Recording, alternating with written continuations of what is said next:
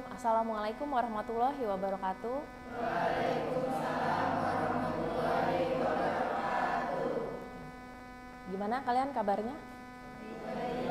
Sehat ya? Alhamdulillah. Baik, jadi hari ini kita sudah memasuki pertemuan ke-12 ya. Hari ini kita akan membahas tentang manajemen persediaan. Baik, sebelum kita mulai perkuliahan hari ini, kita berdoa dulu bersama-sama ya, supaya diberi kelancaran. Berdoa dipersilahkan.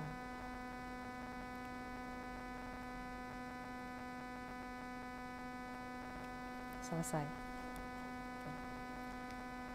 Oke ya, jadi hari ini kita sudah memasuki pertemuan ke-12 ya. Yang akan dibahas adalah manajemen persediaan. Nah, untuk pertemuan minggu lalu, di pertemuan ke-11, kita sudah membahas tentang apa? Kalian masih ingat? Keputusan investasi modal ya, dengan metode payback period, NPV, nah, juga ya, itu masih ingat ya. Baik, jadi manajemen persediaan ya. Sebetulnya kenapa sih kita perlu mempelajari ini? Ya, karena ini adalah bagian penting dari strategi operasional perusahaan. Ya, bagaimana mengelola persediaan seefektif mungkin ya, dan efisien. Oke, manajemen persediaan ini merupakan elemen fundamental ya sebetulnya. Jadi hal yang vital gitu kalau di dalam sebuah perusahaan ya, tentunya ini di dalam proses produksi. Nah, ini adalah elemen fundamental dalam membentuk keunggulan kompetitif jangka panjang bagi perusahaan ya. Dengan tingkat efektivitas pengelolaan persediaan secara langsung bisa mempengaruhi berbagai aspek strategis termasuk kualitas produknya ya, kemudian desain produknya, struktur harganya, dan juga pemanfaatan kapasitas produksi. Gitu. Jadi ini kemampuan perusahaan dalam merespon kebutuhan pelanggan secara cepat. Jadi ketika ada permintaan, ya kita respon dengan cepat ya, kita penuhi apa kebutuhan pelanggan. Gitu. Serta kinerja profitabilitas secara keseluruhan. Ya, karena di sini mempengaruhi.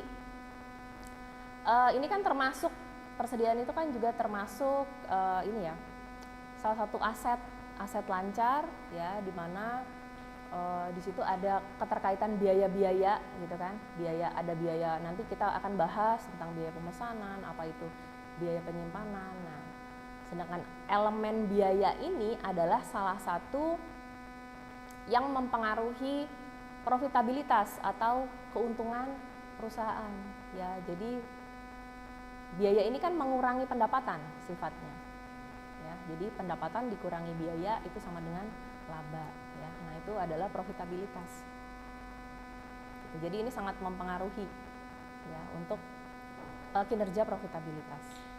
Nah, kemudian manajemen persediaan itu berhubungan kuat dengan kemampuan perusahaan untuk menghasilkan kas sekarang dan masa mendatang ya. Jadi karena manajemen persediaan ini itu termasuk salah satu aset lancar ya, tetapi ketika mau dikonversi menjadi sebuah kas itu butuh proses ya, butuh proses. Artinya tidak bisa langsung dikonversi menjadi sebuah kas.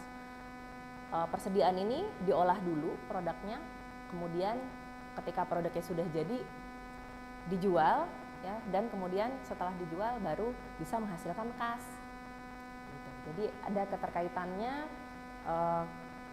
ketika perusahaan yang mempunyai persediaan ini bisa menghasilkan kas ya. Oke, nah ini ya yang termasuk ke dalam biaya yang berkaitan dengan persediaan itu ada 2 jenis biaya ya, di mana Ketika persediaan merupakan barang yang dibeli dari pihak luar atau eksternal, maka timbullah biaya pemesanan dan juga biaya penyimpanan. Nah, kemudian kalau misalnya persediaan itu diproduksi sendiri, ya, atau diproduksi secara internal berarti ya, maka ini akan timbul biaya setup dan juga biaya penyimpanan. Nah, kemudian kita, oke, dari sini kira-kira ada pertanyaan nggak? Atau ada yang masih bingung? Ya. Kira-kira strategi apa yang bisa digunakan untuk meminimalkan resiko stock up? Oke, jadi resiko apa yang bisa diminimalkan untuk ini ya, stock out ya. Stock out itu artinya apa? Kelebihan atau kekurangan stok? Kekurangan stok ya, stock out cost. Oke, jadi di sini kita bisa memakai beberapa strategi ya. Yang pertama adalah safety stock. Jadi safety stock itu adalah titik amannya persediaan, gitu. Titik amannya, ya, titik amannya persediaan ya. Ketika apa namanya, stok itu tidak boleh di bawah minimal, gitu. Jadi ada safety stocknya. Ya, kemudian yang kedua itu bisa menggunakan ini forecasting demand ya. Forecasting demand itu jadi peramalan permintaan yang kita bisa lihat dari data historicalnya. Jadi data historical yang dulu nih, misalnya 2 tahun ke belakang, seperti apa sih stok persediaannya, gitu ya. Seperti apa penjualannya. Nah, itu kita bisa pakai itu acuannya. Kemudian juga yang ketiga ada ini reorder point ya. Reorder point itu adalah titik di mana kita harus melakukan pembelian berulang nih, persediaan. Jadi jangan sampai persediaan itu habis di tengah jalan kemudian mengganggu proses produksi ya. Jadi ada kita tuh sudah punya titiknya, namanya reorder point ya. Nanti juga kita akan bahas gimana cara menghitung reorder point itu ya, nanti di slide-slide selanjutnya ya. Jadi pemesanan pada saat sebelum terjadinya kehabisan, jadi kita sudah tahu kapan kita bisa melakukan pemesanan. Seperti itu. Sudah jelas, Vika? Nah, kemudian ini manajemen persediaan tradisional ya, atau just in case. Jadi pendekatan tradisional ini menggunakan sediaan untuk mengelola trade-off antara biaya pemesanan dengan biaya penyimpanan. Ya. Nah, ini meminimumkan biaya penyimpanan dengan mendorong minimnya atau tidak adanya persediaan, dan meminimumkan biaya pemesanan atau setup, mendorong besarnya persediaan. Jadi ada beberapa alasan ya yang membuat perusahaan itu mempertahankan tingkat persediaan tertentu. Antara lain yang pertama adalah untuk memperoleh keseimbangan antara biaya pemesanan atau biaya setup dengan biaya penyimpanan. Jadi memang baiknya itu seimbang. Ketika kita memesan barang, maka timbul biaya pemesanan ya. Seperti tadi misalnya ekspedisinya, asuransinya. Ya, seperti itu. Nah, biaya penyimpanannya tetap. Tapi ketika kita tidak ada pemesanan barang, maka kita sedikit ya, biaya pemesanannya sedikit, tetapi biaya penyimpanannya tetap gitu. Jadi walaupun tidak ada pemesanan, biaya penyimpanan tetap, karena kita kan tetap ada stok di gudang ya, yang harus ditanggung biaya penyimpanannya. Nah, kemudian yang kedua, mengatasi ketidakpastian permintaan dan menemukan permintaan pelanggan. Kira-kira ada yang bisa menjelaskan nggak poin nomor 2 ini? Ya, silakan. Ini ada persediaan yang buruk atau perusahaan bisa saja kehabisan stok, itu pelanggan bisa kecewa lalu beralih ke pesaing yang lain. betul ya. Betul ya, Rini. Jadi dalam mengatasi ketidakpastian permintaan dan memuaskan permintaan pelanggan. Jadi jangan sampai kehabisan stok ya. Karena kalau misalnya kehabisan stok, nanti permintaan pelanggannya jadi ini ya, jadi hilang gitu, karena pelanggannya sudah beralih ke pesaing lain untuk memenuhi kebutuhannya. Kemudian yang ketiga adalah menghindari penutupan fasilitas manufaktur karena kegagalan mesin, komponen yang rusak, dan ketidaktersediaan komponen ya, atau keterlambatan pengiriman komponen. Jadi misalnya kayak seperti kegagalan mesin itu ketika mesinnya kurang baik ya, nah itu bisa mempengaruhi ke hasil produksi gitu. Jadi nanti kualitas produk jadinya itu bisa jadi ada defeknya gitu. Atau misalnya ketika ada kerusakan mesin, kuantiti yang biasanya misalnya dalam satu hari itu 1000 bisa produksi gitu ya, tetapi kalau seperti ini nanti mungkin jadi 500 gitu produksinya, jadi akhirnya mengurangi kuantiti ya dalam hasil produk akhirnya. Kemudian kalau ada komponen yang rusak, maksudnya komponen di sini adalah bahan baku ya, jadi kalau ada bahan baku yang rusak itu tidak dipakai gitu, nah tapi proses produksinya harus tetap berjalan gitu kan. Nah, kalau misalnya persediaannya cukup, maka kita tidak kekurangan bahan baku kan ya, kita bisa memproduksi lagi. Jadi tetap tidak mengganggu proses produksinya. Kemudian ketidaktersediaan komponen ya, maksudnya itu adalah kalau stoknya habis, maka di sini tidak bisa ada yang diproduksi. Dan kalau misalnya kita pesan ke supplier pun butuh waktu. Kemudian keterlambatan pengiriman komponen, nah ini bisa terjadi ya. Jadi kalau misalnya ekspedisinya mungkin biasanya 10 hari, tapi karena ada kejadian yang di luar kendali, misalnya banjir gitu kan, atau ada kemacetan ya, sehingga sampainya itu jadi terlambat. Nah, ini kan akhirnya nanti jadi produksinya jadi ini ya, jadi ada hambatan dan tidak bisa berjalan. Kemudian yang keempat adalah mengantisipasi ketidakandalan proses produksi. Jadi di sini ketika hasil produksi itu tidak baik misalnya, jadi namanya proses produksi kan pasti ada aja yang defect gitu, ada beberapa yang defect, ada beberapa yang di reject sehingga itu tidak bisa digunakan, tidak bisa dijual. Nah, tapi kita masih punya buffernya, masih punya cadangannya. Kalau persediaannya cukup. Kemudian memanfaatkan diskon. Ya, jadi kalau memanfaatkan diskon ini, biasanya kalau supplier itu ketika menawarkan persediaan dengan kuantiti yang banyak, itu memberikan diskon biasanya. Ya, jadi ketika membeli banyak nanti dikasih diskon. Nah ini yang bisa menjadi peluang ya untuk bisa meminimalkan biaya per unitnya nanti gitu. Karena biaya bahan bakunya kan murah kan, diskon, sehingga nanti bisa menekan biaya dan biaya per unitnya menjadi lebih kecil, sehingga nanti profitabilitasnya bisa jadi lebih tinggi ya.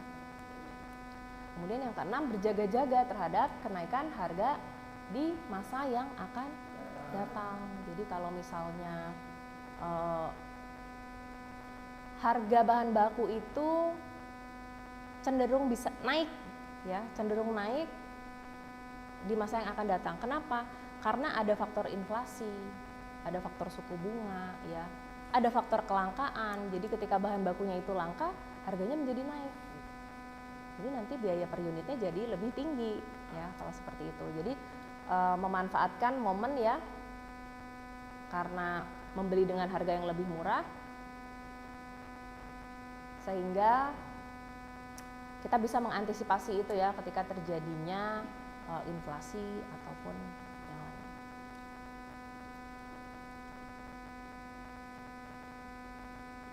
Oke, di sini kira-kira ada yang mau ditanyakan nggak? Ya, silakan Noval. Persediaan dalam jumlah besar juga disertai dengan dampak negatif yang dijelaskan tadi, seperti biaya penyimpanan, biaya pemesanan meningkat. Solusi yang bisa kita terapkan apa ya? Oke, jadi solusinya ya, ini pertanyaannya bagus dan sebetulnya saling berkaitan dengan yang sebelumnya ya. Jadi kalau sebelumnya itu adalah stock out cost, ya. Stock out itu artinya kehabisan, ya. Kalau yang ini over, ya, overstock. Jadi menimbun persediaan terlalu banyak, ya, lebih banyak gitu. Oke, solusinya, strateginya yang dipakai itu bisa menggunakan ada yang namanya economic order quantity. Ya. Economic order quantity itu adalah kuantiti pemesanan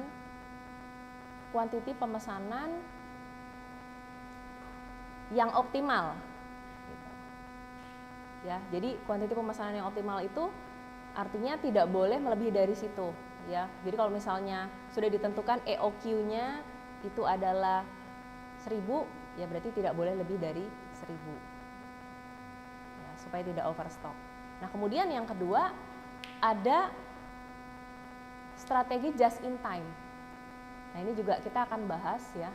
Jadi kalau just in time itu adalah perusahaan itu tidak stok produk. Ya, perusahaan itu tidak ada stok produk ya. Jadi bedanya dengan yang dijelaskan ini manajemen persediaan tradisional atau just in case ya, itu ada stok produk. Tapi kalau just in time itu ketika ada permintaan dari pelanggan, maka kita baru cari supplier ya. Kita baru melakukan pembelian kepada supplier. Jadi tidak sempat barangnya itu tidak sempat di stok gitu. Jadi nanti just in time itu kita pesan barang, kemudian langsung disetting ya, langsung di set up nanti proses manufakturnya, proses produksinya, dan langsung menjadi produk akhir gitu. Dari barang datang, diproses, diproduksi, langsung menjadi barang akhir. Jadi tidak ada tuh yang namanya menimbun stok di gudang.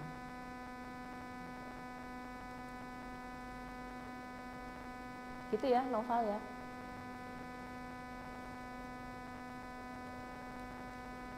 Oke, kemudian kuantitas pesanan ekonomis dan titik pemesanan kembali. Nah, ini dalam mengembangkan kebijakan tentang persediaan ada dua pertanyaan yang harus dijawab ya. Yang pertama adalah berapa banyak barang yang harus dipesan atau diproduksi. Kemudian yang kedua, kapan pesanan itu dilakukan atau setupnya dimulai. Nah, ini nanti kita akan membahas ya dengan metode yang EOQ, dengan metode EOQ, kemudian juga ada yang namanya reorder point ya. Reorder point itu titik pembelian kembali. Jadi sebelum habis itu kita sudah melakukan pembelian. Jangan sampai kehabisan di gudang. Nah, kemudian ini kalau tadi stok di gudang ya, just in case. Nah, kalau ini just in time. Jadi ini metode yang kedua ya. Jadi kalau just in time ini adalah suatu sistem yang mendorong produksi barang berdasarkan permintaan pada saat ini. Jadi ketika ada permintaan aja ya, baru kemudian kita pesan. Gitu. Pesan kepada supplier. Tentunya supplier khusus ya yang bisa memang menangani just in time. Karena tidak semua supplier tuh bisa menangani just in time ini. Nah, bukan melalui mekanisme terjadwal didasarkan pada antisipasi atas suatu permintaan. Konsep pembelian just in time ini menuntut pemasok untuk mengirimkan bahan baku dan komponen produksi lain pada saat proses produksi yang akan dilaksanakan. Pasokan bahan harus dihubungkan dengan produksi dan proses produksi dihubungkan dengan permintaan. Nah, ini tujuan strategiknya just in time ini adalah meningkatkan laba dan posisi kompetitif. Karena kalau just in time artinya tidak ada barang yang di stok di gudang sehingga tidak ada biaya penyimpanan, tidak ada biaya pemesanan ya.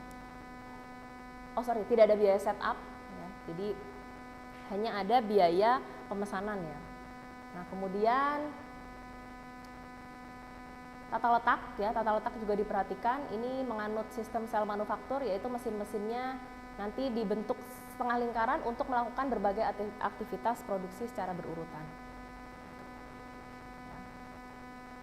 Kemudian karyawan yang bekerja dalam sel manufaktur dituntut mampu melakukan berbagai macam pekerjaan. Jadi kalau ini karena kita tidak menggunakan stok ya, maka resikonya juga ada ya. Jadi kalau misalnya ada bahan baku yang memang kurang baik atau tidak bisa diproses gitu menjadi produk yang bagus ya, atau nantinya jadi defect gitu atau jadi reject, maka ketika tidak ada stok atau buffer cadangan, nah ini yang menjadi masalah ya. Artinya karyawannya juga harus lebih tanggap nih di sini ya. Kalau dengan just in time, karyawan itu harus lebih tanggap untuk melakukan berbagai macam pekerjaan. Personil dari departemen pendukung, misalnya insinyur pabriknya, kemudian supervisor kualitas, itu juga ditugaskan ke dalam pabriknya. Jadi langsung memantau di situ. Bahkan membantu kalau ada kendala. Nah, ini keterbatasan just in time, ini perlu waktu yang cukup lama untuk bisa menjalin hubungan baik dengan pemasok. Ya, karena memang pemasoknya tidak semuanya bisa ya, dengan prosedur just in time ini. Jadi harus ada membangun hubungan yang baik dulu ya dengan pemasoknya. Bisa mendatangi pemasoknya, kemudian juga mengadakan pertemuan mingguan ya. Seperti apa sih kinerja pemasok ini, dan melihat data historikalnya juga, kira-kira vendornya ini bagus atau tidak. Kemudian pengurangan yang drastis terhadap tingkat persediaan dapat menyebabkan tersendatnya arus kerja, menimbulkan tingkat stres yang tinggi di antara karyawan. Ya. Karena itu tadi, kalau misalnya ada komponen barang yang rusak, tidak ada buffer cadangannya, nah ini bisa meningkatkan stres karyawan ya. Kemudian belum lagi kalau ada misalnya mesinnya yang tidak bagus gitu, atau kurang bagus performanya, sehingga ketika ada barang yang defect, ya sudah tidak bisa dipakai. Ya. Kemudian tidak adanya persediaan yang dapat digunakan untuk mengantisipasi masalah-masalah yang mungkin timbul selama produksi ya, itu tadi. Kemudian adanya resiko yang ditempatkan pada penjualan saat ini untuk memperoleh jaminan penjualan di masa yang akan datang. Oke, untuk poin ketiga, tidak adanya persediaan yang bisa digunakan untuk mengantisipasi masalah yang mungkin timbul selama proses produksi, misalnya apa sih? Ya, betul. Ya, jadi kalau tidak ada stok, jadi seperti itu ya. Tidak ada yang bisa diantisipasi, artinya tidak ada buffer cadangan barang yang digunakan untuk mengantisipasi masalah-masalah dalam proses produksi. Kemudian yang keempat adalah adanya resiko yang ditempatkan pada penjualan saat ini untuk memperoleh jaminan penjualan di masa yang akan datang. Nah, kemudian yang terakhir ya, ini adalah theory of constraint atau TOC. Ini adalah namanya teori batasan ya, atau teori kendala. Nah, ini menjadi penting diterapkan karena Pak TOC ini menyatakan bahwa setiap sistem memiliki hambatan atau constraint ya, yang menghalangi pencapaian kinerja optimal. Nah, dalam sistem just in time yang sangat bergantung pada kelancaran aliran proses, TOC ini sangat berguna untuk mengidentifikasi titik-titik lemahnya atau bottleneck-nya. Jadi kendalanya yang memang concern-nya itu di mana gitu ya. Misalnya tadi kalau ada overstock, kemudian kalau misalnya ada stock out ya, atau kehabisan stok itu seperti apa, harus dilakukan, strategi yang dilakukan harus seperti apa. Nah, artinya dengan mengenali dan mengelola constraint tersebut, perusahaan bisa menjaga kelancaran operasional meskipun tingkat persediaan minimum ya, meskipun dengan tingkat persediaan minimum, TOC memberikan kerangka berpikir yang membantu perusahaan untuk lebih fokus pada pengelolaan hambatan prosesnya, terlepas dari pendekatan persediaan yang digunakan. Ya, jadi ini memang menyesuaikan dengan kebutuhan perusahaan ya, apakah mau menggunakan just in case atau just in time. Jadi kesimpulannya adalah mungkin bisa dibacakan Vina. Kesimpulannya adalah manajemen persediaan adalah proses merencanakan, mengendalikan, dan mengawasi persediaan perusahaan agar tersedia dalam jumlah yang tepat, pada waktu yang tepat, dan dengan biaya yang efisien. Dalam manajemen persediaan, dua pendekatan utama yaitu bisnisnya dan manajemen keduanya sebagai pengelolaan stok yang sangat berbeda. Sistem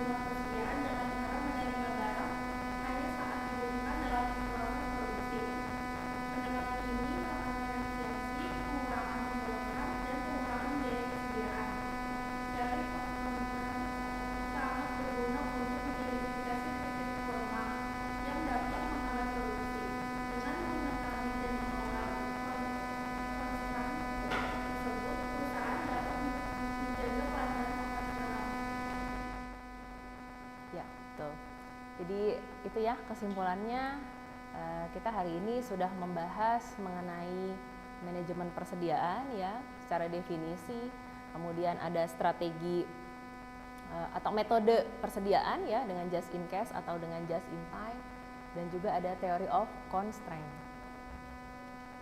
Sampai di sini ada yang mau ditanyakan? Tidak ya, sudah cukup ya. Baik,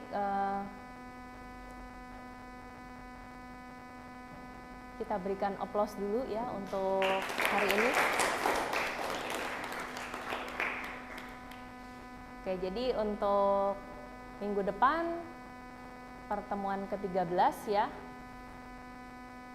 silahkan dibaca ya untuk materinya untuk persiapan minggu depan. Gitu ya. Oke. Kita tadi sudah diawali dengan doa ya. Sehingga kita di akhir juga kita tutup dengan doa. Kita bisa ucapkan hamdalah.